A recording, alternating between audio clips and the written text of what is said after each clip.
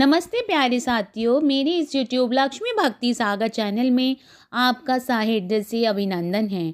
प्रदोष व्रत। प्रदोष का अर्थ है रात्रि का शुभारंभ।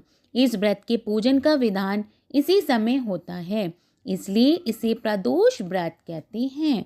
यह व्रत शुक्ल पक्ष और कृष्ण पक्ष की त्रयोदशी को किया जाता है।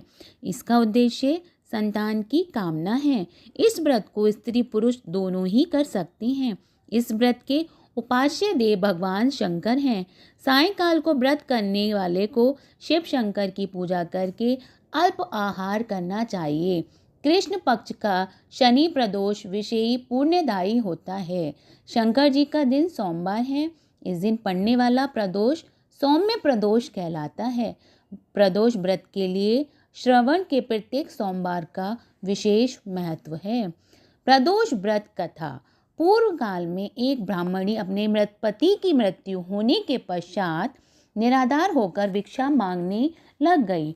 वह प्रातः होते ही अपने पुत्र को लेकर बाहर निकल जाती और संध्या होने पर घर वापस लौटती।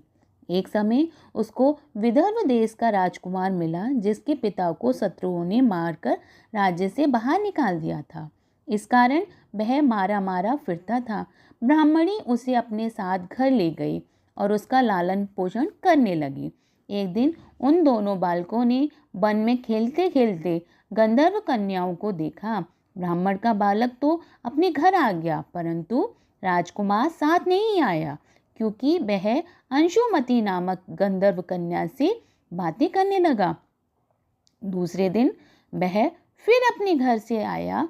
वहाँ पर अंशुमति अपने माता पिता के साथ बैठी थी। उधर ब्राह्मणी ऋषियों की आज्ञा से प्रदोष का व्रत कर रही थी। कुछ दिन पश्चात अंशुमति के माता पिता ने राजकुमार से कहा कि तुम विदर्भ देश के राजकुमार धर्मगुप्त हो। हम श्री शंकर जी की आज्ञा से अपनी पुत्री अंशुमति का विवाह तुम्हारे साथ कर देते हैं।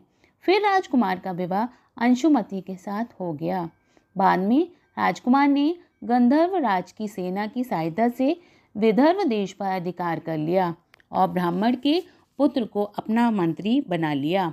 यथार्थ में यह सब उस ब्राह्मणी के प्रदोष व्रत करने का फल था।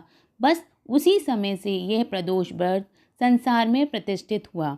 बोलो श्री शंकर भगवान की जय। बोलो भोले भंडारी बाबा की जय।